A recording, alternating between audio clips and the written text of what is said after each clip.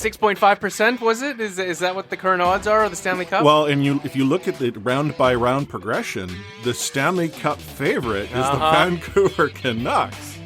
Like, what a time to be alive! Talking you through every goalie controversy, scoring slump, and draft lottery bust, this is the C4 Podcast on CanucksHockeyBlog.com. Here they are, the best starting lineup we could afford under the salary cap. Chris, Matt, Anna, and Adam.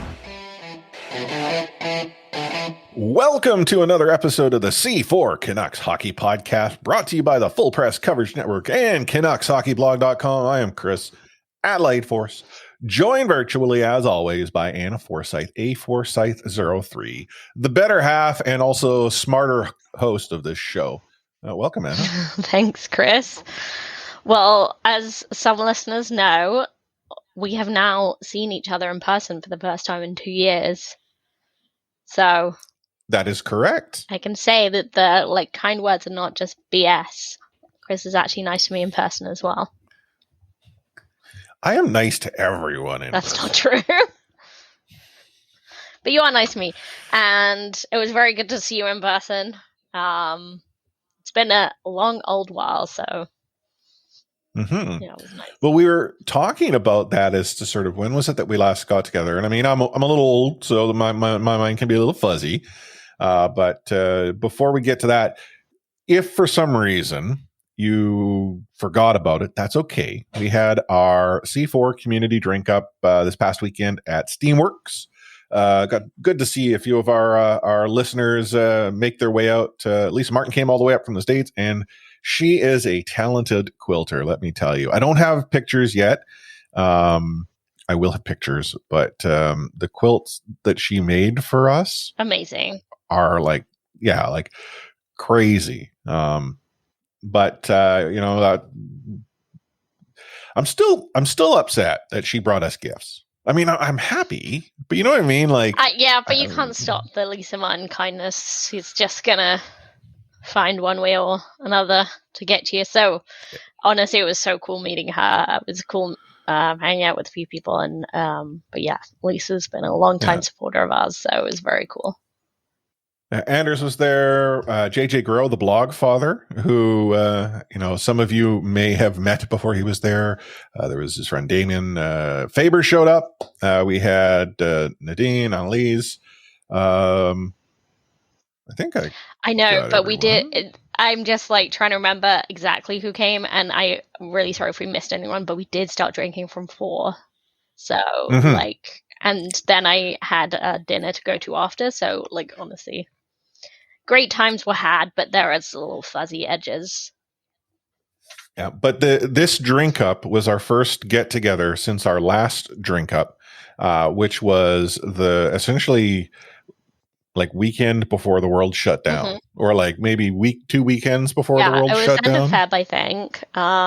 Yeah, and we met up and watched the Leafs game together. We watched. I remember Louis Domingue was in that. Canucks lost, but it was a great time. We saw lots of old friends and new friends, and then the world. And then the world shut down. So 2 years later, we decided to do it again, and we'll do another one. Maybe not 2 years from now. Maybe sooner than that. It was nice to see people. I know Nexus, for instance, had wanted to come out, but apparently he was on the work site. Jay, rabble rouser extraordinaire, he failed to realize that he needed to check the family calendar, so we'll have to work around all his obligations. But we'll definitely do another one in due time. But it has been a couple of weeks since we last recorded an episode, and I don't think there's been any big news. So, I mean, is that it for the show? Yeah, I think that's it. C4 Drink Up update, and now we can go because nothing else has happened. That's right. But before we're actually out, I think there was a minor deal announced. Some depth player signing, I think it was. So we should probably maybe touch on that. And I don't know. I mean, was it in a week or two? Is actually a week, I think, is Young Stars, and 2 weeks is training camp. 2 weeks. Things are moving fast. So, yeah. even approaches. Let's see what's happened in the last 2 weeks. Will he be a Canuck or won't he be a Canuck? Well, the answer is he will be, because JT Miller signed a deal days after we recorded. Yeah, selfishly. Yeah. In fact, I wasn't here for that show. I was away. I was on vacation. It was this episode that Cody Sivertson had joined. And, he had made the breaking news. The Crease cast was going on hiatus. And then, gosh darn it, Cody, you're a damn liar, because you recorded an episode after JT Miller signed his deal. Much like every single Vancouver Canucks podcast, all 136 of them, not named C4, recorded an emergency episode to talk about JT.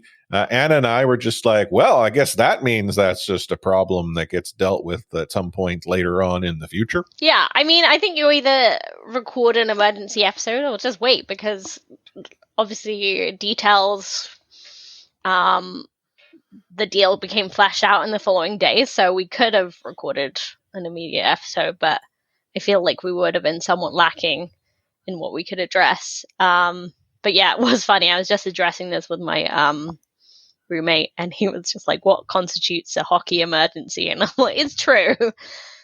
Emergency is a strong word, but yeah.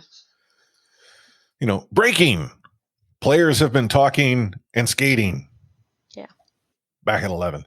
The JT Miller deal, though, if for some reason the only Canucks news you get is from our podcast, and that is inconceivable that, in the millions of listeners that we have, that is actually the case, is a lengthy one.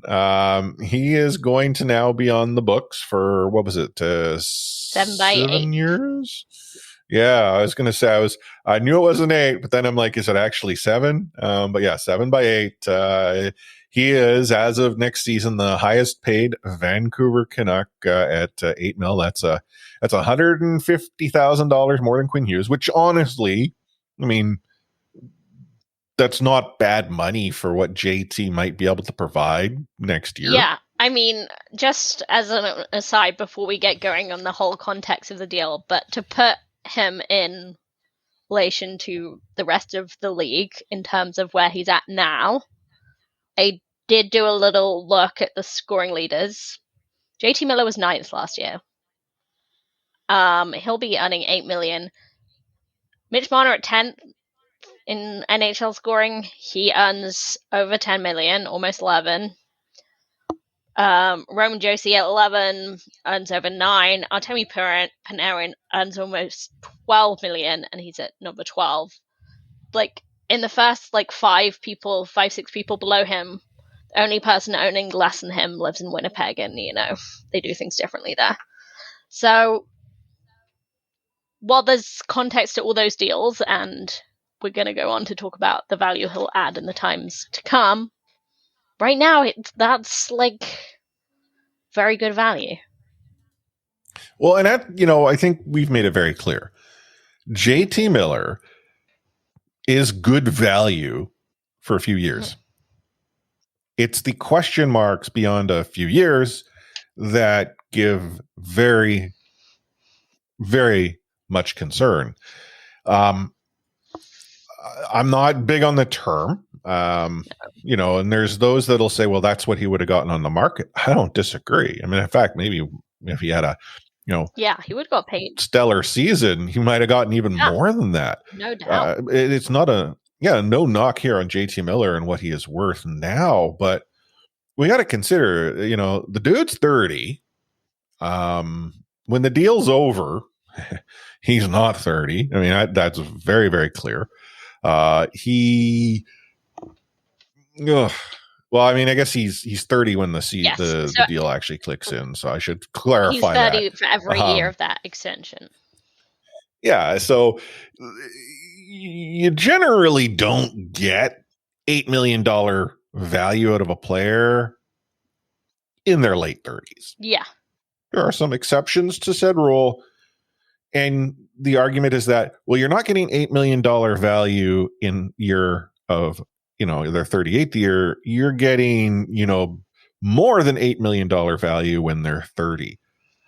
I mean, yeah, possibly. I think like maybe the first year of his deal, maybe even the second year, you're getting value for money, and like first year we're probably getting very good value for your money.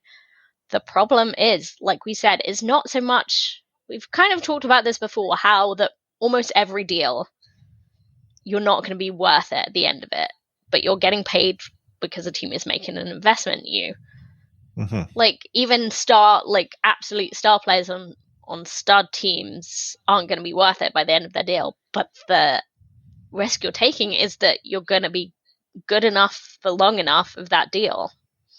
The problem with the Canucks is, will they be ready by the time JT becomes less than good value on that deal? And will they be able to make those small steps to get ready with an $8 million player pushing them closer to the cap? Well, and that's key. So, people are like, oh, don't worry about the cap because, they'll just pay per Furland. Yeah, but that's this season, and the $8 million isn't this season. This season, it's the 5.25. That approximate $3 million raise that he obtains starting next season. Unfortunately, Furland's entire contract is 3.5. So, that comes off the books. Maybe you would say, oh, Chris, that's through him. Yeah, but then what about Bo Horvat? Bo is likely going to get a small raise if he presumably stays a Vancouver Canuck.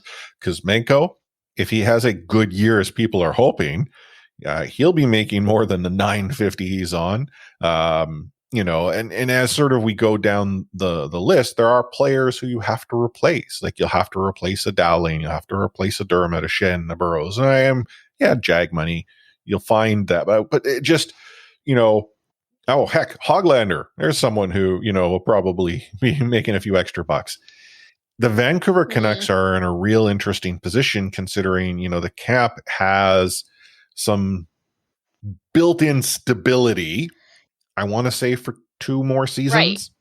And before it will probably jump right up because if revenues improve as they have been, the actual sort of holdback isn't there to keep things down and depressed. Right. And the kind of issue is that honestly, I might even be like, if we didn't have like some bad money tied up already in, OEL, who, don't get me wrong, had a really good season last year, surprised me, I'll admit it, but he signed till the end of time. On 7.25 or something. And we've got Tyler Myers still there. So we don't really have the freedom to just say, like, let's take that risk because JT Miller is worth it as a player. Because we've lost that maneuverability. Well, maybe. So the other piece of this deal is that he has a full no move for the first, I think it's 4 seasons, sorry. And then he has a full no move with a modified no trade, the final 3. And then the modified no trade is a 15-team no trade list. But the fact that this current season, he doesn't have anything preventing him from being sent somewhere.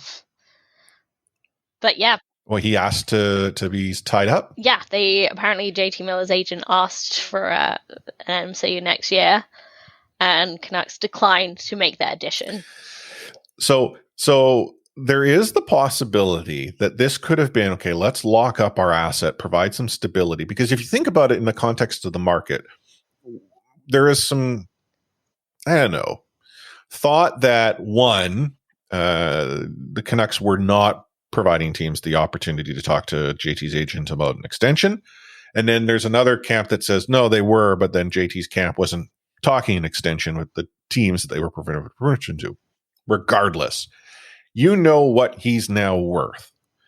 If you happen to be a team out there in the market, do you have the appetite to get him at this cost for that length of time?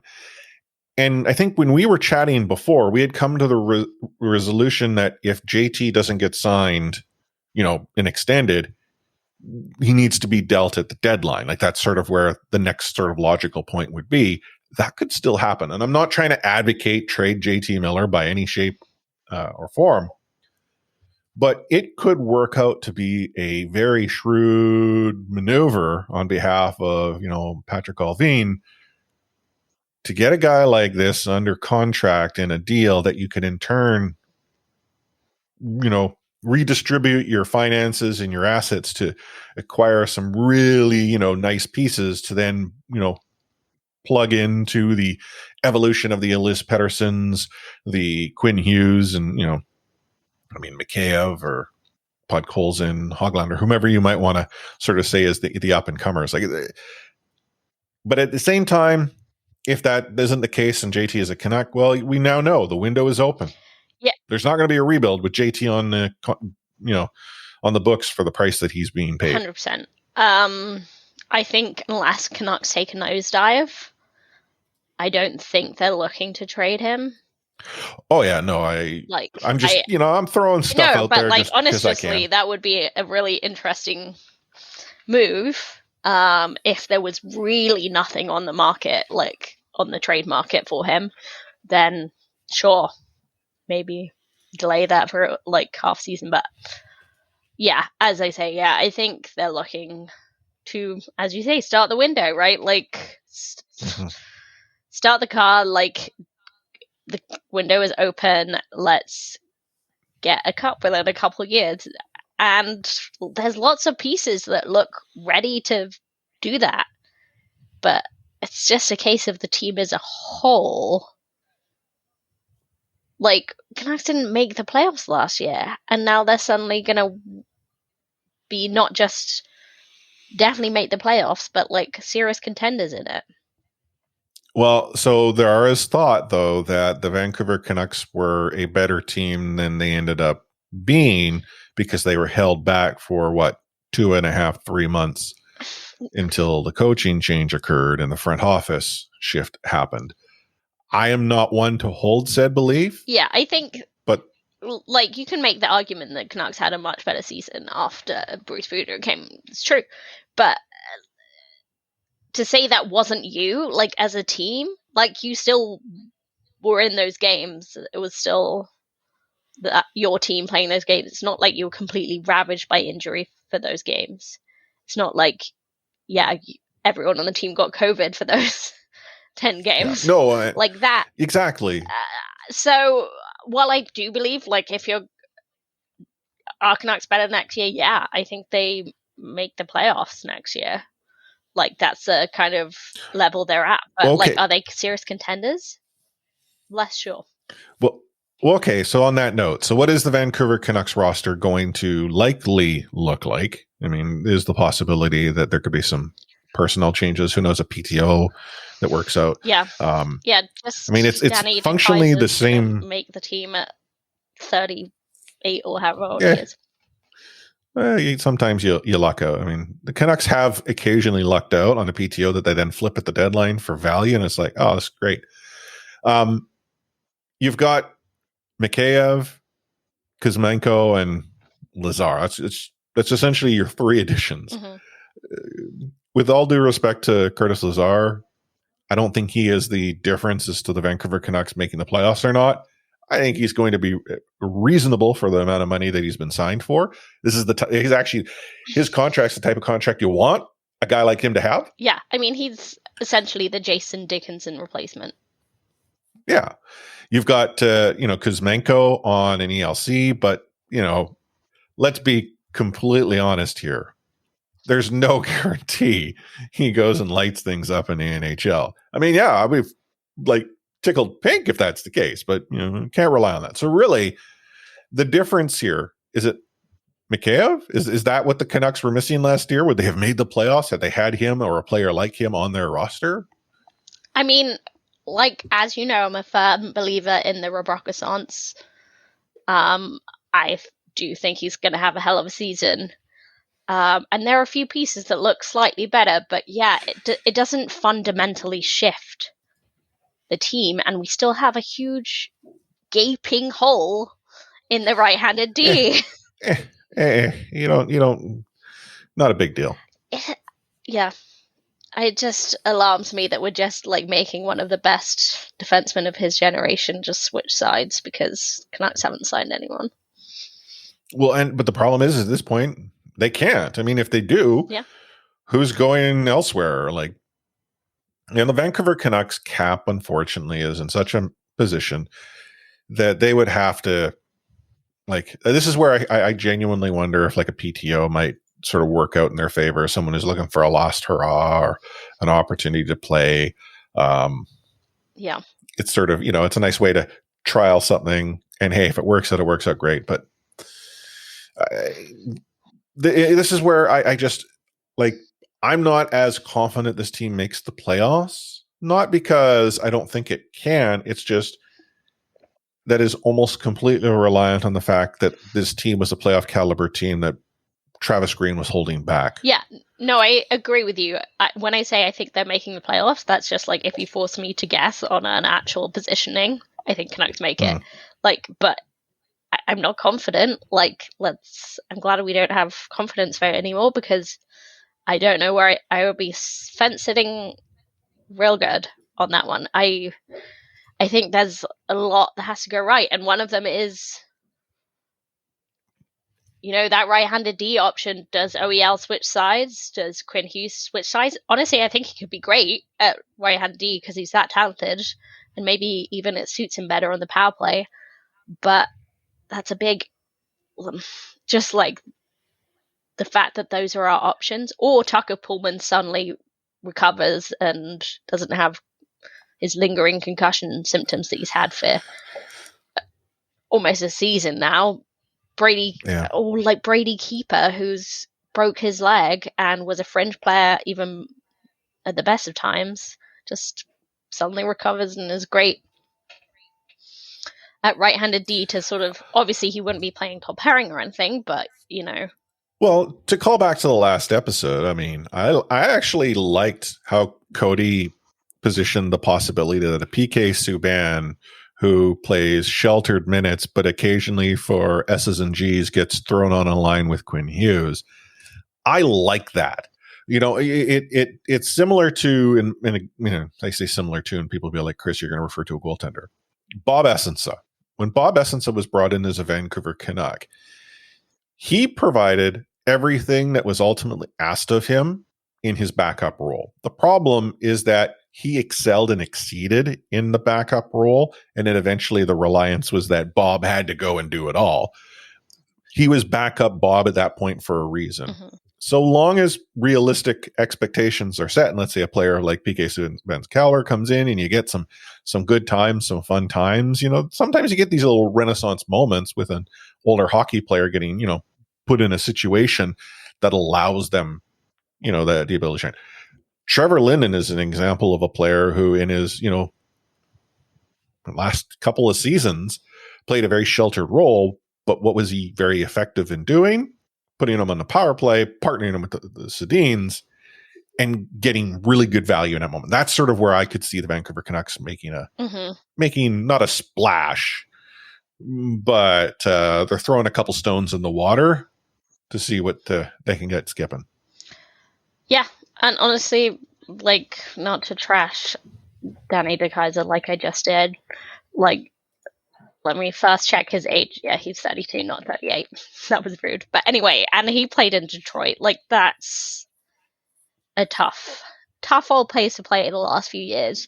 So it's not gonna make, it's not putting a player in a position to succeed.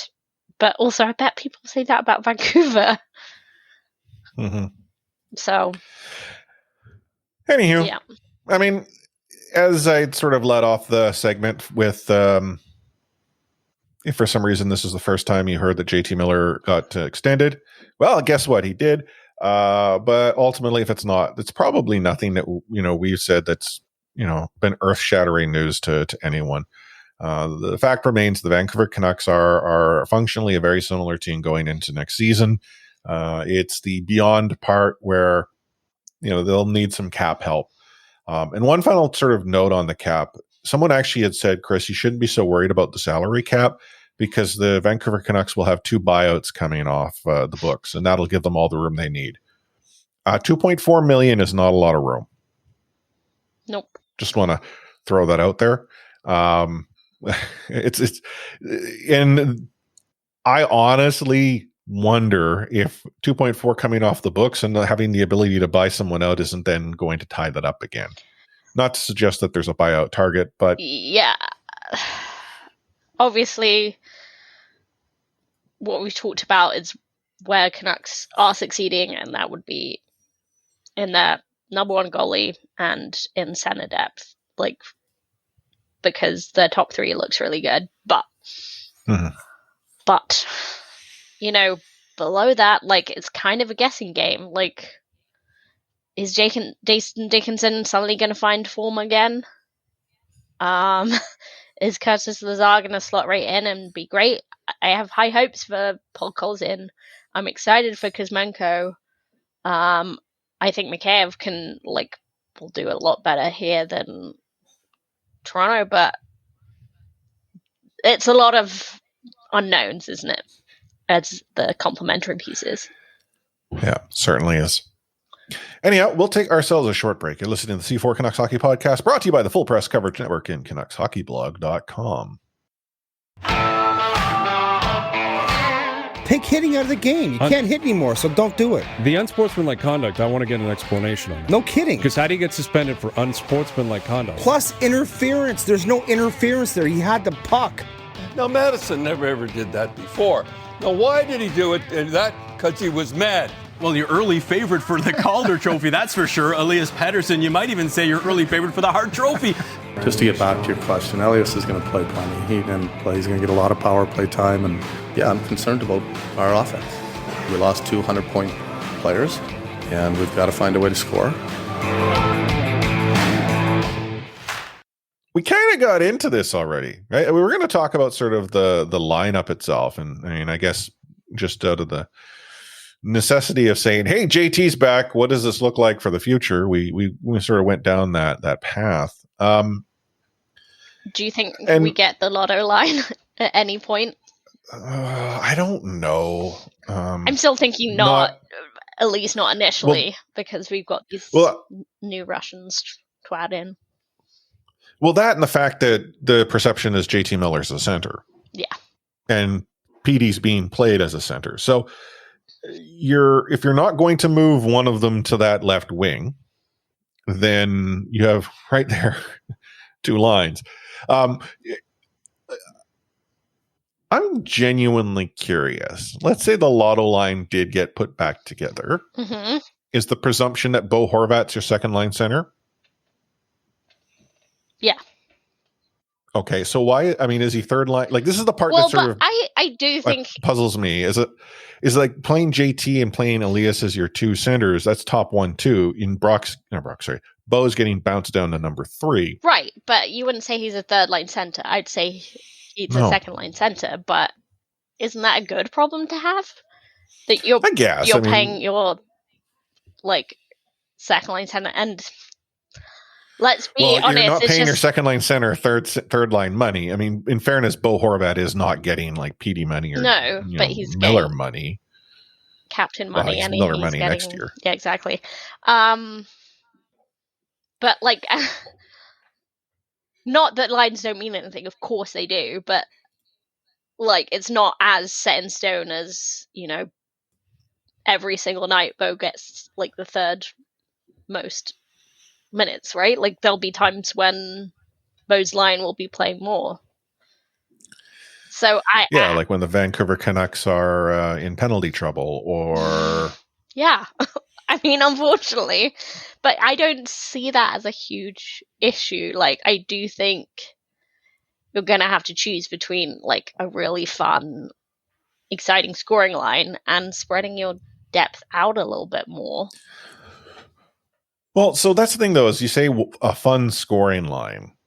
I think the argument is that you want more than one of those lines, which is why you play PD and JT apart. Yes. But in doing so, we don't know. There's a lot of, darts at a board here because we're going into a new season. But there isn't anything that sort of, screams fun scoring line to me when Petey and JT are separate. I mean, like scoring line, yes, but fun scoring line. Because what I perceive fun scoring line is the line that goes out there and they're a constant threat. They're exciting, high tempo. And that might be possible. And they have pieces that could make that happen, but it's reliant on a number of different things. Yeah. I will say that a lot of what's been talked about, what Bruce talks about quite a lot, is pairs, right? In his forward lines. And because he likes to do that so that they can, work together as offensive units, especially on the power play. So I do think we'll see a lot of like JT and Podkolzin seem to be like a good fit, right? And especially where they seem to have a really good mentor mentee relationship as well. So I think we'll see a lot of that. Like, Bo can't wait to have Pods out there dropping the F-bombs on the ice. Well, he needs to learn the language. I mean, those are usually the words you learn first too, right? So, yeah. But like, I think we'll see a lot of Petey and Brock together. We'll see like Bo and Pearson, like they did really well together.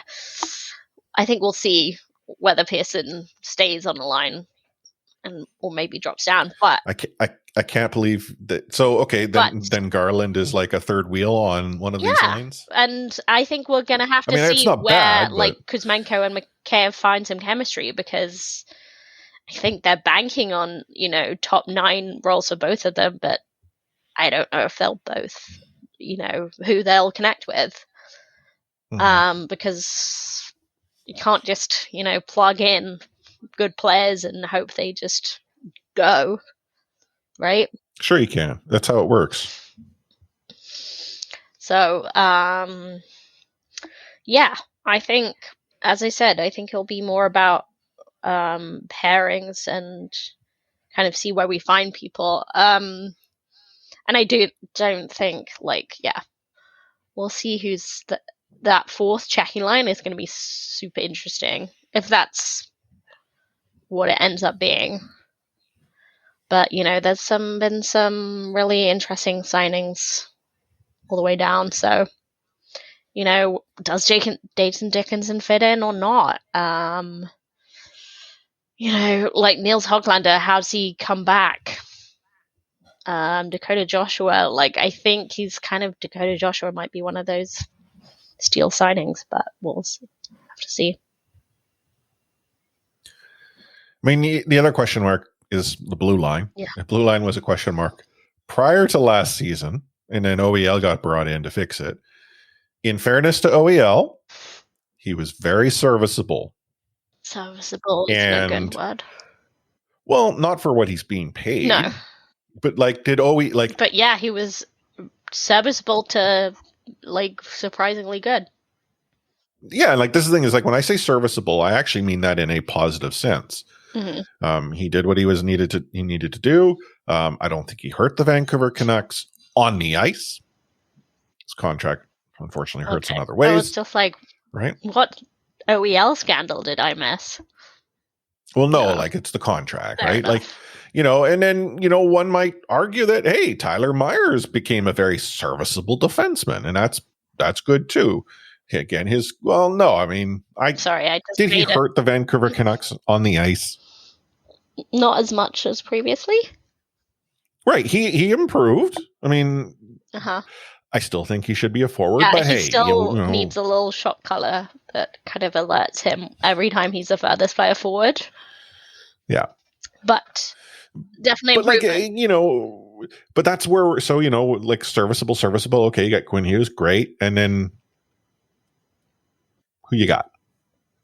Yeah, I mean, honestly, I've just been trying to make D pairings here.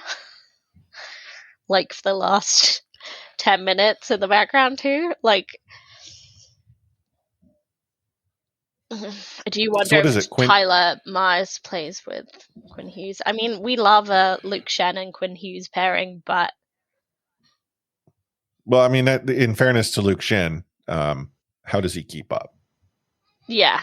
I mean, it's a good pairing, I think, but it's... And I just don't think it's a whole season we can sort of rely on that, Yeah. especially when you've got your best defenseman on the team. Like, so then I was actually going to say, if it's not Myers or Shen, like Travis Dermott, who again, that's like, I mean, he's a more natural right-hand D. But top pairing. that I would never put, like, that's in my mind. I don't envision him as your top pairing. Like, this is the problem: is the Vancouver Canucks have built themselves a blue line that's got, arguably on some teams in the league, OEL and Myers are top pairing defensemen. Mm-hmm. It's quite clear Quinn Hughes is. But would you say Dermott, Shen, and Burrows are top pairing defensemen? Hard no. Right. So then it's like, well, Chris, there's 3 top pairing defensemen. What's the problem? Well, considering 2 of them are on the left, like they are, that is their position, and so you're going to be putting some out of position if you want to, keep both of them. I mean, when Jim Rutherford said, like, we haven't had it out of Quinn Hughes' mouth, but Jim Rutherford said Quinn said he would try the right. That's like, very inspiring. Very inspiring. I think it's funny the OEL reports of him practicing on the right over the summer. Kind of, I think we laughed them off a little bit, but it's a real thing. It could be that we're looking at OEL playing on Quinn's right. And maybe that worked. Like, that's the thing is, I'm not against the experimentation and the desire to try, because like there is a problem that needs to be solved, and it's on one side of the ice. But the answers are out of position or in a position that one is not comfortable with, and they are learning to play. That said, there have been players in the past that have been able to do this and do this very well. So, maybe that's what's needed. And I mean, actually, let me rephrase it. It is what's needed. It's just really wish it wasn't needed so much. Mm-hmm. Yeah. And like we said, I have no doubt Quinn could do it. I think OEL could probably do it as well. But if you've just signed JT Miller to this extension, you've got Bo that needs a new deal. We've got PD and Quinn on the deals that they are. And you're coming up with patchwork solutions. Yeah, that's how teams got to win cups. Patchwork, depth. Yeah. I think, but this is my opinion is such. Depth helps win cups. Yes. Not because depth is what you need all the time. It's that you have the depth available that when you need to use it, you get serviceable play. The Vancouver Canucks, in literally the Benning era, they tapped into their quote unquote depth to kick off a season. Yeah. And it shouldn't need to be emphasized, but depth does not mean signing lots of new players and it just randomly. And it doesn't mean experience in the NHL. Like, it means players that can good in the room, play lots all of heart. The way down your lineup. Good in the room, with some lots of heart. Great DJ. I'm not even sure Del Zotto is that, and I think he got paid to do it by people. Yeah. Anyhow. So the Vancouver Canucks are definitely in sort of, win now because, I mean, they have time. Life moves fast when you're riding as a Canucks fan. What went with we need to make some changes, get some cap space to YOLO? Like, was it Jim Benning all along? Is Jim Rutherford just an evolution? Is that it's like Pokemon? Where you just Scooby-Doo and you pull out the mask and it's Jim Benning? Yeah, I don't mean that in the facetious sense that I'm trying to present it, because one, I know it's not true, and two, I would much rather have Jim Rutherford than Jim Benning, sort of. Yeah, and they in that context. A smarter person than Jim Benning, but some of the stuff he says sounds a little Benning-esque, right? Like, they were so set on being patient and assessing, which they were. Yeah, Ish. They were patient. They assessed. And then they got to the opinion that they've got to, like, they're ready. Yes, through the patient assessment that we went through, and having presented our plan to ownership told us we were good. I'm sure. Ownership will rubber stamp a push for the cup very easily. This is the thing, is that could this be more the same, because there is this pressure that we may not officially know or never will, that this is the goal every season. Like, I don't think any team out goes and says, like, full on full, no, we don't want to make the playoffs. But what's interesting is those that do, like, hey, the Colorado Avalanche didn't go through a spell of, yeah, we're a playoff caliber team. They actually said, no, this is going to be a process. We're going to rebuild. We're going to go and retool. Yeah. We're going to bring in prospects. And then suddenly, bad Colorado was. Look at what Colorado did. I mean, the Chicago Blackhawks, when they went through their era, now they were in that era again. Right. But it's Chicago. But I think going through this, they're not going through this as like, oh, this is a playoff caliber team. It's like, hey, we're going to rebuild. We're going to get back to the glory days once we figure out all of our misogyny issues that exist. But the Vancouver Canucks have not done that. Like, this is the concern. You brought in this front office, and in retrospect, your very intelligent, smart front office has said, yeah, we're pretty much good to go. Yeah, player development was lacking. We're going to fix that. I think they're going to do some really good things in player development. Cody touched on a lot of that in the last episode as well, right? But okay, that's what you're then saying is the future. Our development of whatever the heck we can find to keep this really phenomenal playoff team going. Yeah. I kind of think you're maybe misreading that big club side a little, but what do I know? I'm just a podcaster. Yeah. And like I said, honestly, at the time of the JT Miller signing, there was a lot of people, as Canucks Twitters want to be, like, throwing some crap around on the internet. How can you be so negative?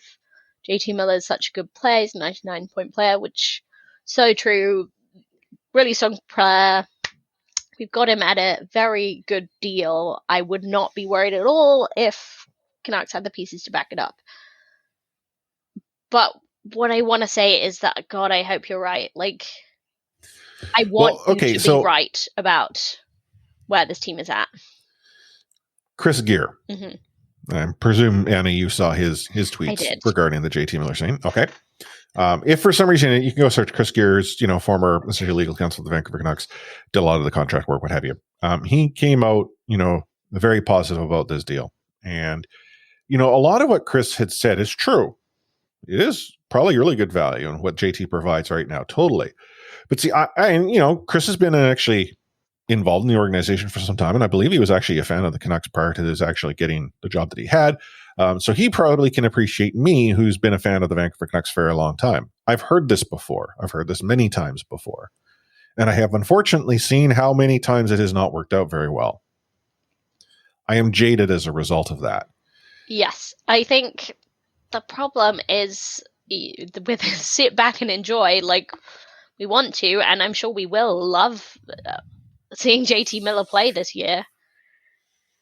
The question is, when the team is ready, will he still be? That's the question.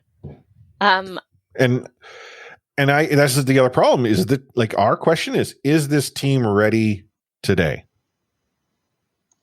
I say no. Yeah, I say no too. Prove us wrong. Great. Win a cup. Awesome. Yeah, like we don't lose in that. We are over the moon if we're wrong. But that's the problem is, like, I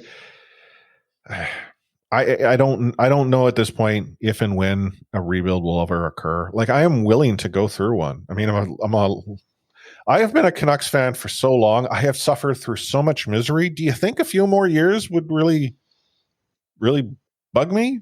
No. So long as it was presented as, yeah, you're going to have a couple tough years. Okay.